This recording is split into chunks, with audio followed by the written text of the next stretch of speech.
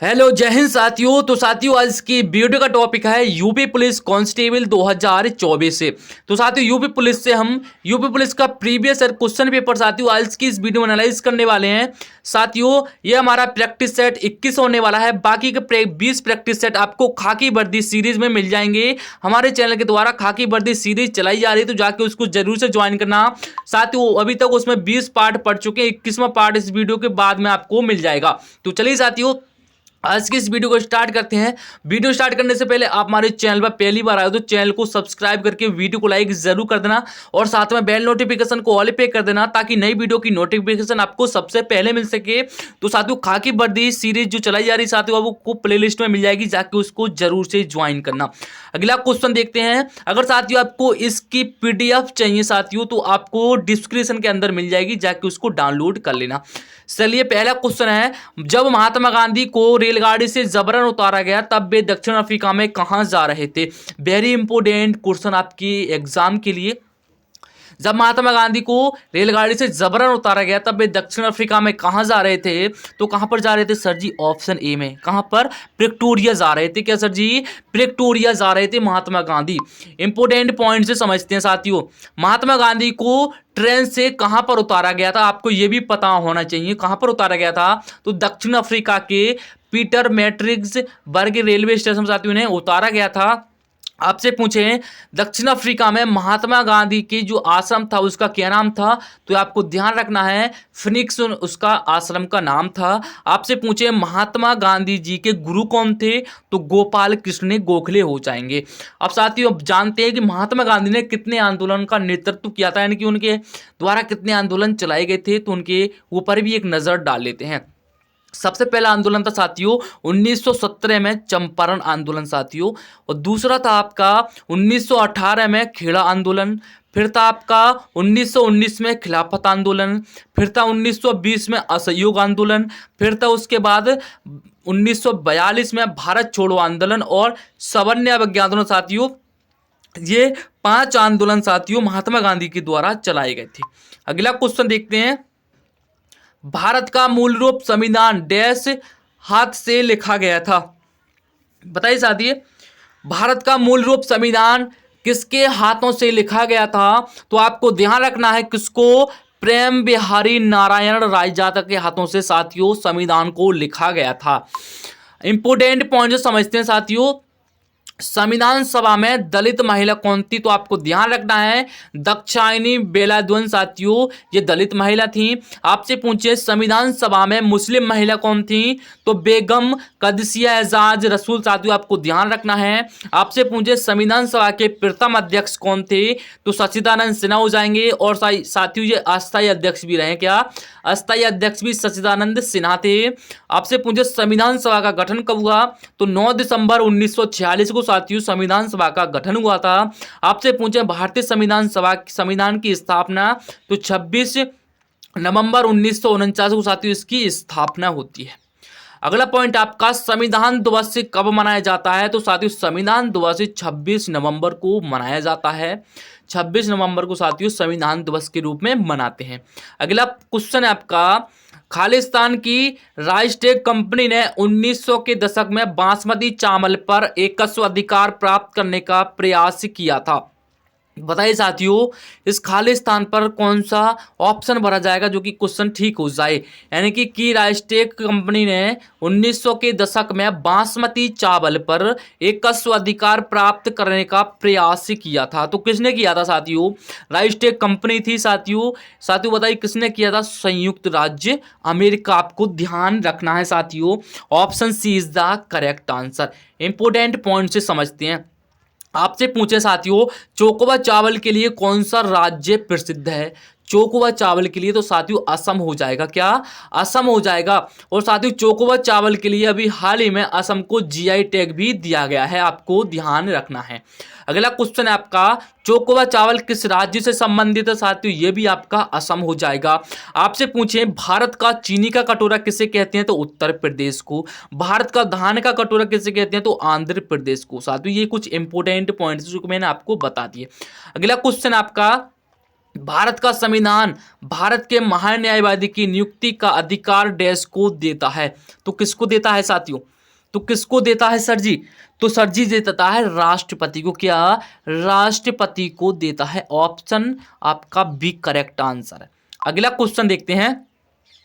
मदन मोहन मालवीय प्रौद्योगिकी विश्वविद्यालय डैश में स्थित है। बताइए साथियों, मदन मोहन मालवीय प्रौद्योगिकी विश्वविद्यालय कहाँ पर स्थित है? तो कहाँ पर हो जाएगा सर जी? क्वेश्चन मैंने दूसरी बार पाया है, तब भी आपको इसका आंसर नहीं पता तो भाई क्या कर रहे हो? तो ये गोरखपुर हो जाएगा। क्या? गोरखपुर हो जाएगा। ऑप्शन ए बिल्कुल करेक्ट आंसर हो जाएगा। मदन मोहन मालवीय प्रौद्योगिकी विश्वविद्यालय साथियों आपका ये गोरखपुर में है। अगला क्वेश्चन है आपका, उत्तर प्रदेश पुलिस के चिन्ह में कौन से जानवर का चित्र है? साथियों जो यूपी पुलिस का जो लोगो है उसमें साथियों किस जानवर का चित्र बना हुआ है? तो किसका? मछली का। आपको ध्यान रखना है, क्वेश्चन इस तरीके से भी पूछ सकते हैं। मछली बिल्कुल सही आंसर है। अगला क्वेश्चन आपका, उत्तर प्रदेश लोकसभा में डैश सीटों का योगदान करता है? बताइए साथियों, उत्तर प्रदेश लोकसभा में कितनी सीटों का योगदान करता है? तो सर जी 80 सीटों का योगदान करता है। Option C is the correct answer. अगला क्वेश्चन आपका, कबीर संत कबीर का जन्म और पालन पोषण किस शहर में हुआ था? साथियों प्रीवियस ईयर में क्वेश्चन, बहुत प्यारा क्वेश्चन आपकी स्क्रीन पर है। संत कबीर का जन्म और पालन पोषण किस शहर में हुआ था? तो कहां पर हुआ था? बताइए साथियों इसका एक बार सही आंसर। सही आंसर सभी भाई लोग इसका बताएंगे। तो कहां पर हुआ था सर जी? वाराणसी आपको ध्यान रखना है। वाराणसी आपको ध्यान रखना है। आपसे पूछे साथियों मुंशी प्रेमचंद का जन्म कहां पर हुआ था? तो साथियों आपको ये भी वाराणसी लगाना है। मुंशी प्रेमचंद और कबीरदास साथियों ये दोनों वाराणसी में जन्मे हैं। अगला क्वेश्चन आपका ये है, कबीर का जन्म कहाँ और कब हुआ था? साथियों कबीर जी का जन्म हुआ था 1398 ईस्वी में। और कहाँ पर? तो मैंने बता दिया, वाराणसी के अंदर इनका जन्म हुआ था। अगला क्वेश्चन है आपका, पुस्तक बीजक के लेखक कौन है? पुस्तक बीजक के लेखक कौन हो जाएंगे? तो कबीर दास हो जाएंगे। अगला क्वेश्चन आपका, लखनऊ संगीत घराने की नींव उस्ताद डैश द्वारा रखी गई थी? बताइए साथियों, लखनऊ संगीत घराने की नींव उस्ताद डैश के द्वारा रखी गई थी। किसके द्वारा रखी गई साथियों? बताइए एक बार इसका सही आंसर क्या होगा? तो साथियों सही आंसर हो जाएगा वख्तू खान साथियों। Option B is the correct answer. Important point से समझते हैं साथियों। आपसे पूछे बनारस घराने के संस्थापक कौन है? यानी कि बनारस जो घराना था उसके संस्थापक कौन है? तो राम शाह इसके संस्थापक हो जाएंगे। आपसे पूछे बनारस घराने की स्थापना, तो पंडित राम शाह ने 1380 से, यानी कि 1380 और 1826 तक ये घराना स्थापित था। अगला क्वेश्चन आपका, हिंदुस्तानी संगीत के जनक पूछे। हिंदुस्तानी संगीत के जनक तो तानसेन को माना जाता है साथियों। अगला आपसे पूछे जयपुर घराने के संस्थापक कौन है? तो अल्लादिया खान को आपको ध्यान रखना है। अगला पॉइंट से आपका, कथक के जनक पूछे साथियों। कथक के जनक पूछे तो ईश्वरी प्रसाद को लगाना है। उत्तराखंड का नृत्य पूछे साथियों तो छोलिया नृत्य को लगाना है। तमिलनाडु का नृत्य पूछे तो साथियों कारगम नृत्य को लगाना है। केरल का नृत्य पूछे साथियों आपको कथकली को लगाना है। और साथियों उत्तर प्रदेश का पूछे तो आपको कौन सा लगाना है? उत्तर प्रदेश का पूछे तो आपको कौन सा लगाना है? नौटंकी साथियों। उत्तर प्रदेश में काफ़ी ज़्यादा नौटंकी डांस कई प्रकार के होते हैं, नौटंकी हो जाएगा साथियों। नौटंकी आपको उत्तर प्रदेश का लगाना है। अगला है आपका, अमीर खुसरो द्वारा रचित कविता छाप तिलक सब छीनी किस भाषा में है? तो साथियों किस में है? ये क्वेश्चन मैंने आपको दूसरी बार करा रहा हूँ साथियों। आपको इंपोर्टेंट क्वेश्चन है इसलिए बार बार आपको यहाँ पर देखने के लिए मिल जाता है। तो किस में है? ब्रज भाषा में। क्या? ब्रज भाषा आपको ध्यान रखना है। अगला क्वेश्चन है, विश्व बैंक की उद्योग सहजता सूचकांक 2018 के सूची में भारत का स्थान कौन सा है? साथियों कौन सा है? इकोनॉमी से क्वेश्चन है, बताइए क्या होगा सही आंसर? तो 150 में इनका स्थान है। Option C is the correct answer. जो विश्व बैंक की उद्योग सहजता सूचकांक में साथियों 2018 की सूची में भारत का स्थान है वो 150 हो जाएगा, यानी कि 150वां स्थान है। अगला क्वेश्चन आपका, किस देश की महिला टीम ने दक्षिण कोरिया में वर्ष 2018 में संपन्न हुआ कैरम विश्व कप जीता? बताइए साथियों, किसने जीता? जापान, भारत, चीन, संयुक्त राज्य अमेरिका। एक बार से क्वेश्चन का आंसर सही बताइए सभी भाई लोग, एक बार से क्वेश्चन का आंसर कमेंट में लिख दीजिए जल्दी से भाई। सभी भाई इसका कमेंट में आंसर लिखेंगे तो क्या हो जाएगा सर जी? भारत हो जाएगा। क्या? भारत आपका बिल्कुल ही करेक्ट आंसर है। अगला क्वेश्चन आपका, भारत निम्न में से किस संगठन का सदस्य नहीं है? भारत निम्न में से किस संगठन का सदस्य नहीं है? तो किसका नहीं है साथियों? तो किसका नहीं हो जाएगा? तो हो जाएगा दक्षिण एशियाई क्षेत्रीय सहयोग संगठन का सदस्य नहीं है। आपको इसलिए धीरे इसलिए बता रहा हूँ ताकि आपको याद रहे। दक्षिण एशियाई क्षेत्रीय सहयोग संगठन का ये सदस्य नहीं है। बाकी एक सेम ऑप्शन आपको ऊपर दिख रहा होगा, कहीं आप वो मत लगा देना, इसलिए आपका बिल्कुल सही आंसर ऑप्शन डी में दिया गया है। दक्षिण एशियाई क्षेत्रीय सहयोग संगठन का सदस्य नहीं है इंडिया। अगला क्वेश्चन आपका, मौर्य राजवंश की स्थापना मगध में हुई थी, ठीक, जो वर्तमान में डैश के नाम से जाना जाता है। अब साथियों यहाँ पर आपको बता दिया मौर्य राजवंश की स्थापना मगध में हुई थी, लेकिन वर्तमान में पूछा है वर्तमान नाम क्या है। अब बताओ साथियों इसका वर्तमान में क्या नाम है? मगध का। मगध का क्या नाम हो जाएगा सर जी? तो मगध का नाम हो जाएगा आपका क्या?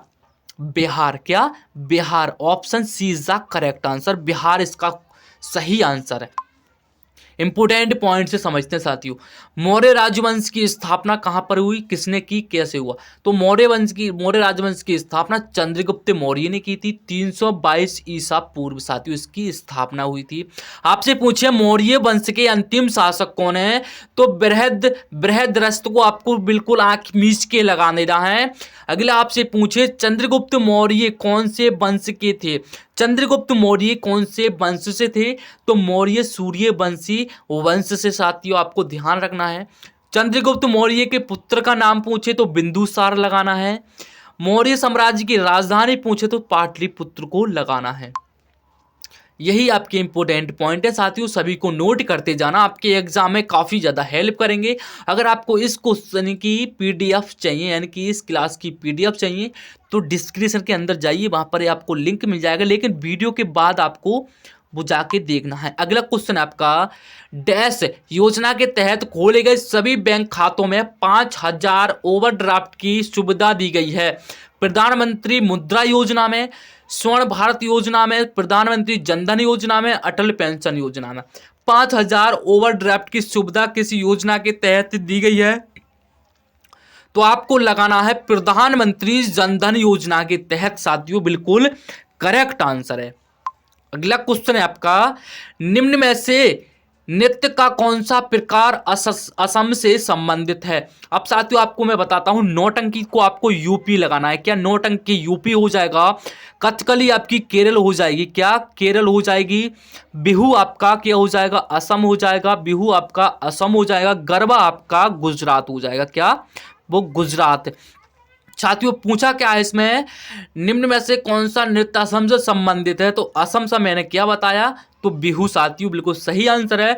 नौटंकी यूपी को याद रखना है, कथकली केरल को याद रखना है, गरबा गुजरात को याद रखना है। साथियों चारों मैंने आपको बता दिए, असम इसका बिल्कुल सही आंसर है। असम का यानी कि बिहू हो जाएगा। अगला क्वेश्चन आपसे पूछे, ईस्ट अफ्रीकन कैंपेन में भारतीय सैनिकों के बलिदान के सम्मान में एनडीए के प्रशासनिक मुख्यालय डैश को ब्लॉक नाम दिया गया है। क्या नाम दिया गया है? सूडान। क्या? सूडान बिल्कुल सही आंसर है। आपको क्वेश्चन समझ में नहीं आया तो जाके पीडीएफ डाउनलोड करके आराम से समझिए। अगला क्वेश्चन है, T20 अंतर्राष्ट्रीय क्रिकेट में 51 गेंदों में 103 रन बनाने वाली पहली भारतीय महिला कौन है? T20 की बात हो रही है, 51 गेंदें हैं, 103 रन किस भारतीय महिला खिलाड़ी ने बनाए हैं? तो हरमनप्रीत कौर को ध्यान में रखना है साथियों। अगला क्वेश्चन देखते हैं, निम्नलिखित में से कौन सा अंग अप्रयुक्त या क्षतिग्रस्त बिंबाणु को हटाने में सक्षम है? तो क्या हो जाएगा? तो क्या हो जाएगा सही आंसर? 19वां क्वेश्चन है स्क्रीन पर है, तो 19 का अबटू ग्रंथि हो जाएगी। क्या? अबटू ग्रंथि बिल्कुल करेक्ट आंसर ऑप्शन ए में आपको दिया गया है। अगला क्वेश्चन है, गुलाब सोना मिश्र धातु में सोने के अलावा अन्य कौन सी धातु शामिल है? धातु शामिल है साथियों। सॉरी, गुलाब सोना मिश्र धातु में सोने के अलावा अन्य कौन सी धातु शामिल है? प्लेटिनम, चांदी, क्रोमियम, तांबा। तो क्या हो जाएगा? सोने के अलावा कौन सी धातु मिश्रित होती है? तो तांबा। क्या? तांबा। आपको ध्यान रखना है साथियों, कभी भी आप सोने की चीज बनवाएंगे तो उसमें आपका तांबा जरूर प्रयोग होता है। तो तांबा में साथियों, यानी कि सोने में तांबा जरूर होता है। आप कहीं भी देख लीजिए, आपके घर पर होगा, उसमें आप चेक कर लीजिए। तो साथियों 20 का करेक्ट आंसर आपका ऑप्शन डी तांबा हो जाएगा। अगला क्वेश्चन देखते हैं।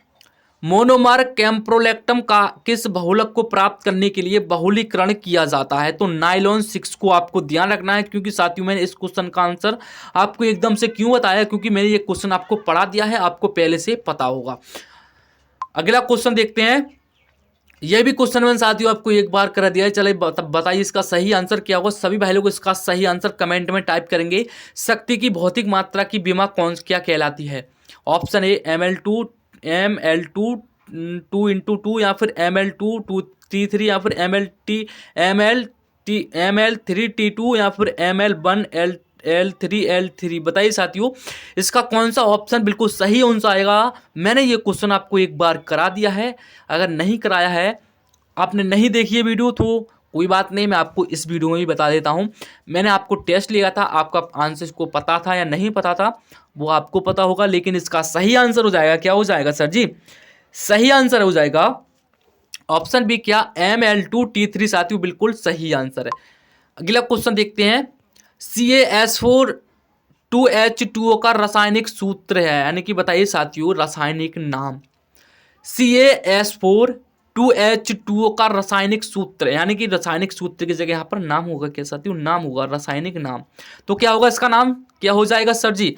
तो इसका नाम हो जाएगा जिप्सम। क्या? जिप्सम बिल्कुल करेक्ट आंसर आपको ऑप्शन बी में दिया गया है। ये जिप्सम का सूत्र है साथियों, आपको ध्यान रखना है। इस तरीके से आपको केमिस्ट्री से कुछ सूत्र, एक से दो क्वेश्चन, आपको एक या दो क्वेश्चन मिलेंगे केमिस्ट्री सूत्र से रिलेटेड। तो साथियों एक बार ना सभी सूत्रों को एक बार रिपीट कर लीजिए, जो कि आपने इंटर हाई स्कूल में पढ़े हैं वही आते हैं। तो आपका यहाँ पर जिप्सम का सूत्र दिया गया है, उसका रासायनिक नाम पूछा है, तो यानी कि रासायनिक नाम पूछा है इसका जिप्सम का, यानी कि सूत्र देकर आपको इसका रासायनिक नाम पूछा है, तो आपको ध्यान रखना है। अगला क्वेश्चन है आपका। हाल ही में अंटार्कटिक में सबसे तेज सोलो स्कीइंग का रिकॉर्ड किसने बनाया है? साथियों करंट अफेयर्स का बहुत जबरदस्त क्वेश्चन आपकी स्क्रीन पर है।